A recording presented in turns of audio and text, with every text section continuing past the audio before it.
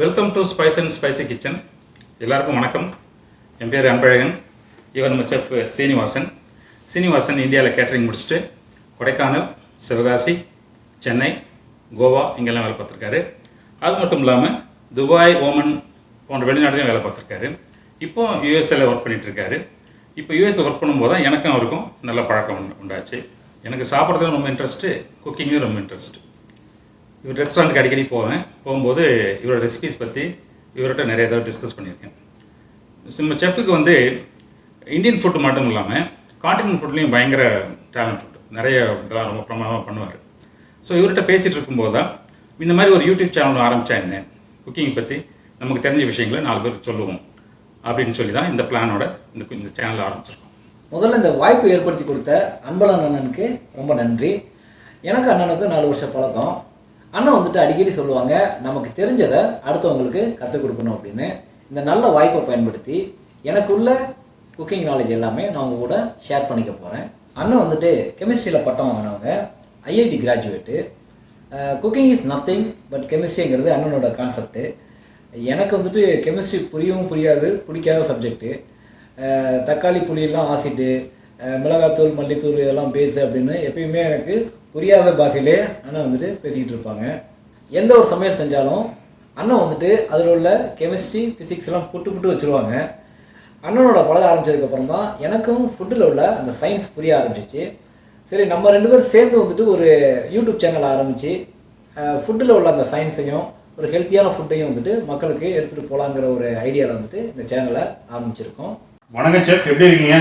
வணக்கம் தேவா, நான் நல்லா இருக்கேன். நீங்கள் எப்படி இருக்கீங்க? ரொம்ப நல்லா இருக்கேன். எப்படி இருக்கீங்க? சூப்பராக இருக்கேன். ஓகே, ஏன்னா நாட்டில் ஆளாளுக்கு ஒரு யூடியூப் சேனல் நடத்துகிறாங்க, நீங்களும் ஆரம்பிச்சிட்டீங்க போல. ஆமாம் தேவா, நாங்களும் ஒரு சேனல் ஒன்று ஆரம்பிச்சிருக்கோம். குக்கிங்க்கு ஆயிரக்கணக்கான யூடியூப் சேனல் இருக்குது, நீங்கள் என்ன வித்தியாசமாக பண்ண போறீங்கண்ணே? தேவா, உணவு மருந்து கேள்விப்பட்டிருக்கீங்களா? கேள்விப்பட்டிருக்கேண்ணே, ஆனால் எது மருந்து எது விஷயம் எனக்கு தெரியலையே. ஓகே, ஸோ இது கேள்விப்பட்டிருப்பீங்க, கார்போஹைட்ரேட், ப்ரோட்டீன், மினரல்ஸ், வைட்டமின்ஸ் இதெல்லாம் கேள்விப்பட்டிருப்பீங்க இல்லையா? ஓகே, ஸோ இதெல்லாம் வந்து மனுஷனுக்கு தேவையான பொருட்கள் தான். ஒரு மனுஷனுக்கு எந்த அளவுக்கு கார்போஹைட்ரேட் தேவை, எந்த அளவுக்கு ப்ரோட்டீன் தேவை, இந்த மாதிரி விஷயங்கள் வந்து நம்ம கரெக்டாக இருக்கணும். ஸோ அளவுக்கு மிஞ்சினால் அமிர்தம் நஞ்சுன்னு தமிழில் சொல்லுவாங்க, ஒரு பழமொழி உண்டு. ஸோ அதுபடி கார்போஹைட்ரேட்டும் சரி, ப்ரோட்டீனும் சரி, எந்த அளவுக்கு தேவையோ அந்தளவுக்கு தான் எடுத்துக்கணும். அதை மீறி எடுக்கும்போது தேவையற்ற விளைவுகள் ஏற்படும் உடம்புல. இதை தான் இந்த சேனலில் சொல்ல போகிறோம். அப்படின்னா இது ஒரு டயட்ரி சேனலான்னு கேட்குறீங்களா? அப்படின்னா இல்லை, இது it's not a dietary channel. இது வந்து ஒரு குக்கிங் சேனல் தான். இந்த சேனலில் வந்து செஃப் வந்து சமைக்கும்போது எது நல்ல விஷயங்களுங்கிறத அப்பப்போ சொல்லுவார். ஸோ அப்படி சொல்ல மறந்ததை வந்து நான் லிங்கில் போடுவேன். ஸோ அதன் மூலம் மக்கள் வந்து எல்லா விஷயமும் தெரிஞ்சிக்க முடியும். ஒரு உதாரணம் சொன்னால் அவங்களுக்கு தெளிவாக புரியும். தமிழில் வந்து இளைச்சவனுக்கு எள்ளு, கொழுத்தவனுக்கு கொள்ளு அப்படின்னு சொல்லுவாங்க. அதாவது குண்டாக இருக்கிறவங்க கொள்ளு சாப்பிடணும், ஒல்லியாக இருக்கிறவங்க எள்ளு சாப்பிடணும். இதில் உள்ள கெமிஸ்ட்ரி என்னன்னு சொன்னால், கொள்ளில் வந்து நிறைய ப்ரோட்டீன்ஸ் உண்டு. அதில் உள்ள ஒரு ப்ரோட்டீன் வந்து பசியை தூண்டக்கூடிய ஒரு ஹார்மோன், கிரேலின் அப்படின்னு சொல்லுவாங்க. இந்த ஹார்மோன் செக்ரிகேஷனை வந்து அது கண்ட்ரோல் பண்ணும். அதாவது நிறைய ஹார்மோன் நிறைய சுரக்காது. ஸோ இந்த ஹார்மோன் நிறைய சுரக்கலைன்னா உங்களுக்கு பசி அதிகமாக எடுக்காது. பசி அதிகமாக எடுக்கலைன்னா அதிகமாக சாப்பிட மாட்டீங்க. அது மட்டும் இல்லாமல் கொள்ளில் வந்து இந்த கார்போஹைட்ரேட் டைஜஷன் வந்து ஸ்லோ பண்ணுற மெக்கானிசம் இருக்குது.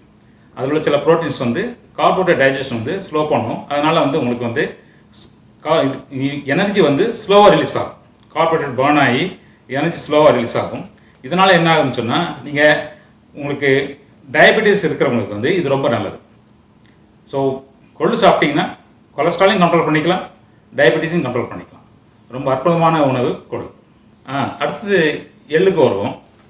எள்ளில் வந்து கருப்பு எள்ளு, வெள்ளை எள்ளுன்னு சொல்லுவோம். 2 டைப் ஆஃப் எள்ளு உண்டு. ஆனால் கருப்பு எள்ளு தான் ரொம்ப பவர்ஃபுல்லான நல்ல எள்ளு.